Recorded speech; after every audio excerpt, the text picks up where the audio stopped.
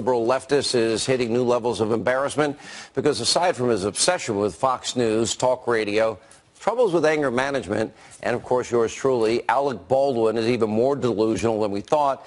He's teasing, please, would you support me if I run for president? Tweeting, if I ran, would you vote for me? And then adding, he would beat Trump. It'd be so easy. Well, now Baldwin, the 2020 campaign, may give Hollywood its best comedy in years, but it will be kind of tough to top his hilarious attempt. He literally tried out to be a talk radio host, and we've got the audio tape. When can we take some calls, Ivan? Whenever we want. Do we have calls that are on there now? No calls yet. No calls yet. What number do people call to get on the air, Ivan? Do we have that number? It's right there. Oh, do I have the call number in front of me? Oh, I'm so sorry. That's interesting. Interesting. Do we have any calls yet there, Ivan? No calls. Let's read some more about Scientology. Is Sean Hannity a Scientologist? Alec Baldwin posing the big questions tonight here. Do we have any calls here yet, Ivan? None. Boy, it's just incredible.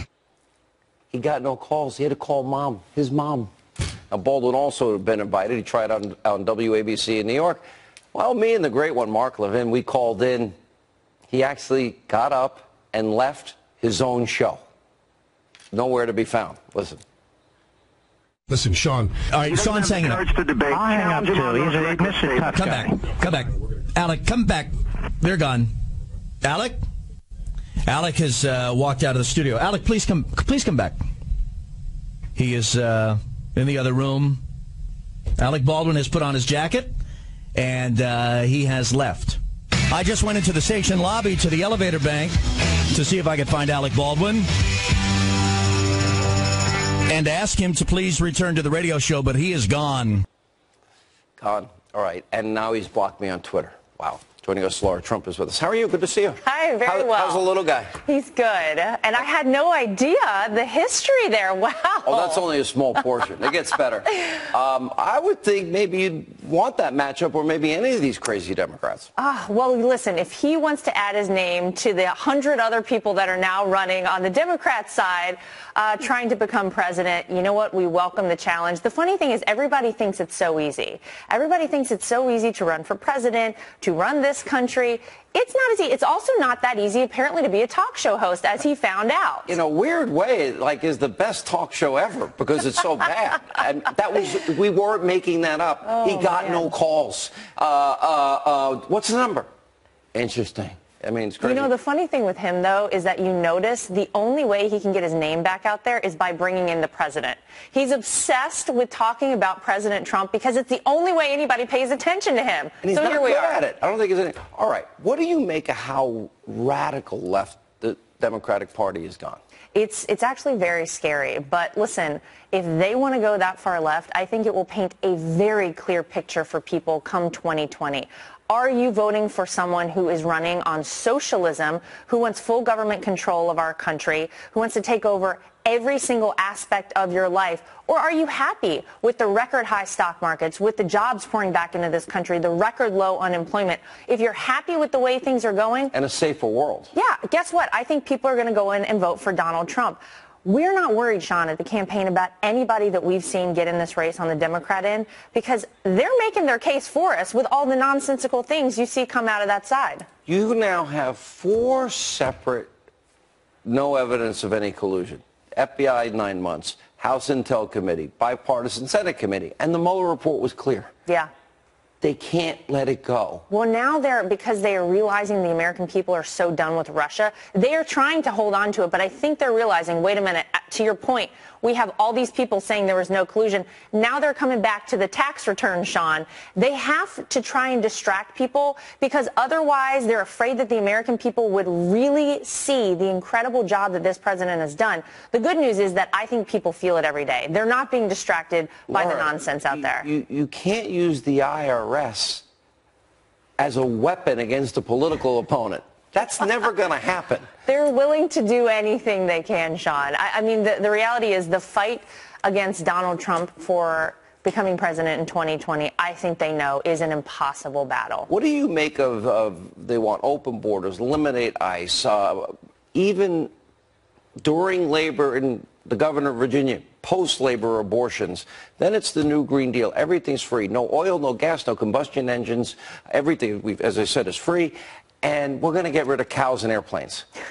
It's so crazy. But all these candidates now, reparations, they're all supporting the Green Deal. Because they're all scared to step out and say anything other than these very far left ideas. And I don't think the average American can get behind it. You don't have to look very far. You look at Venezuela to see what socialism does to a country. People starving to death.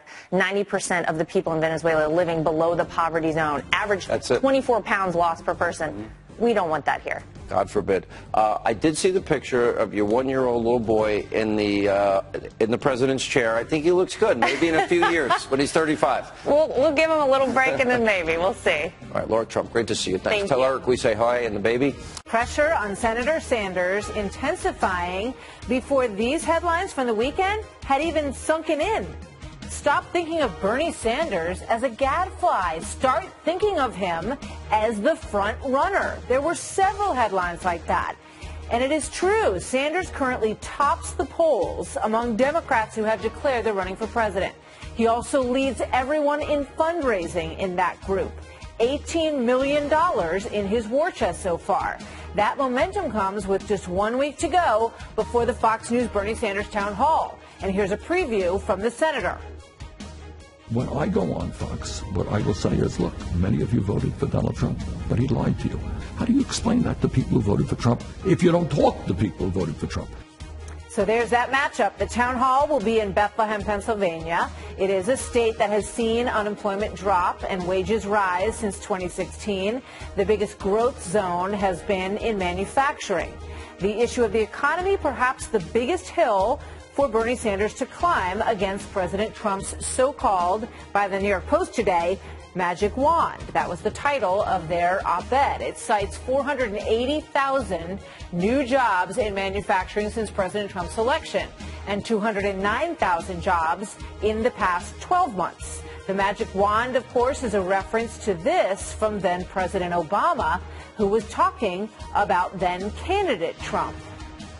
He's going to bring all these jobs back. Well, how exactly are you going to do that? What are you going to do? What magic wand do you have?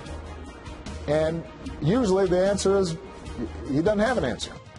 So joining me now, Tammy Bruce, president of Independent Women's Voice, Donna Brazil, former DNC chairwoman, both are Fox News contributors. Thank you very much to you both. Great to see you here tonight. Thank you. So, I was reading stories over the weekend, Donna, and, all of a sudden it's all about Bernie. Bernie's the front guy. He's got the most money. He has great name recognition, and he's emerging in, the difficult week for Joe Biden as the front guy. And then all of a sudden there's all this new scrutiny on him about pushing for his tax returns. Do you think that's a coincidence, or do you think that there is some agenda to say, we got a bunch of other folks out here we really like. Should we knock Bernie down too? Oh, first of all, Senator Sanders never took the keys out the car. He kept the engine running, not only after his defeat in 2016, but in helping Democrats and young people and others prepare themselves to run in 2017, 2018. So I'm not surprised that there's a lot of support for Bernie Sanders, not just among Democrats, but probably independents as well. Are you happy about that? Do you like seeing Bernie in that top spot? Because there was a lot of competition between Hillary Clinton and Bernie Sanders, Donna. Well, let me just be very blunt. I am a at-large member of the Democratic National Committee. I don't have a favorite. I like them all. I wish them all the best. That's not what they said last time. Early. Everybody said last time you guys did have a favorite, and it was definitely Hillary Clinton. So that's changed. I know what I did, and honestly, I did not support a candidate. I haven't actually supported or worked for a candidate since Al Gore. But no, I think Bernie Sanders, as well as Joe Biden, Kamala Harris, Elizabeth Warren, we should not look at these early polls and proclaim them to be like the Bible, the end of story. No, this is the beginning of the process. And you know what? You're going to have an exciting time next week with Bernie Sanders in the town hall meeting. Yeah, we're looking forward to it. And Tammy, I am too. We are too. So Tammy, with regard to the economy in Pennsylvania, obviously one of the signature states that ended up winning the election for President Trump, talk to me about what you see as the economic argument between Bernie Sanders and what he's presenting and what has been happening so far in the presidency. Well, I think one of the strengths President Trump has, even as he was candidate, but now he's actually delivered on these promises, is that he has a background in delivering economically, that he's said he's promised to do certain things, he did them. Barack Obama didn't understand how that could manifest, and now Americans have found that it can happen. So Bernie Sanders has a problem in that he's been just a politician, right? So it's about delivering on a business framework and whether or not the American people, for some reason, would want to switch out of this framework where you have such a remarkable economic resurgence that pretty much everyone is recognizing as being remarkable and astounding. So he's got his background and, of course, the legacy of what he's accomplished. And I don't think that anyone's going to really think that some idea, either someone who's a socialist or someone who has never run a company or someone who's never been able to deliver is going to be someone that they should switch to when it comes to the economic success let me of President get Trump. Donna to respond to that. Donna, what do you say to that? Well, I'd say to Tammy and everyone, when Barack Obama found himself digging out from the recession, many of my conservative friends kept saying these jobs are not real. Well, the truth is, a job is a job, and not all of them pay as well as we want them to. Bernie Sanders and many of the Democrats are advocating for those who've been left behind, those who want a fair shot, those who want to earn a living wage. There's no inconsistency with what Bernie Sanders is saying, but what Barack Obama said in the past, and what Democrats will be fighting for in 2020. Well, the comeback is going to be that, most of these jobs, in fact, the biggest group that has benefited are people who only have a high school diploma, and many of them are the people who fall into the category that you talked about.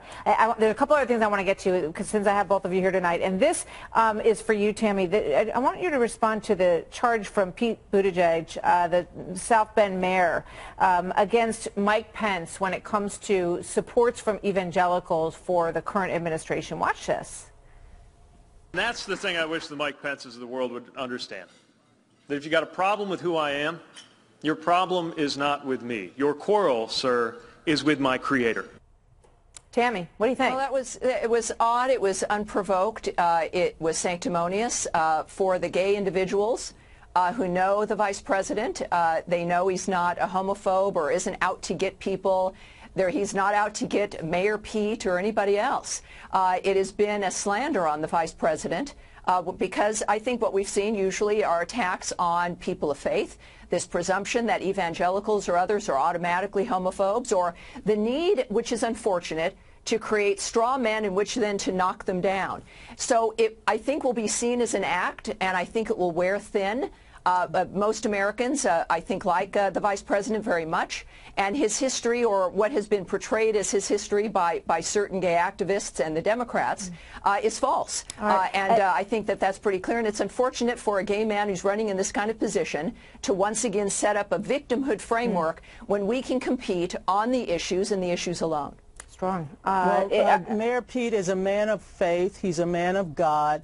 And what he was speaking to is the vitriol and the attacks on gays. The attacks... Not by the vice president. The vice president has supported legislation. Tammy, look, I am not sitting here telling you something that you don't know. The truth is that gay and lesbians and others have been under tremendous attacks in recent years. And what he did yesterday I thought was courageous. He spoke up. He spoke out, and he spoke his truth, and that is something we should encourage everyone to do. His truth is individual. I want to get you to weigh in on one more thing here. I was watching another network earlier today talking about the B-boys, Bernie and Buttigieg and Beto and Biden, and that they are sucking all the oxygen, Donna, out of the room and taking it away. This other network was talking about taking it away from the women, from people of color, all of that. Here's an interesting response from Stacey Abrams when asked, is she thinking about running for president and getting into this race? Watch this. Running for president had not been on my timetable this quickly, but the energy and, again, the passion that I'm feeling means that I have to give it serious consideration. Do you think, I want to get your reaction to that, but I also want to know, Donna, do you think that the media in general has been sort of favoring these other guys? Yes, that's a simple answer, and we see it in the coverage. But you know what?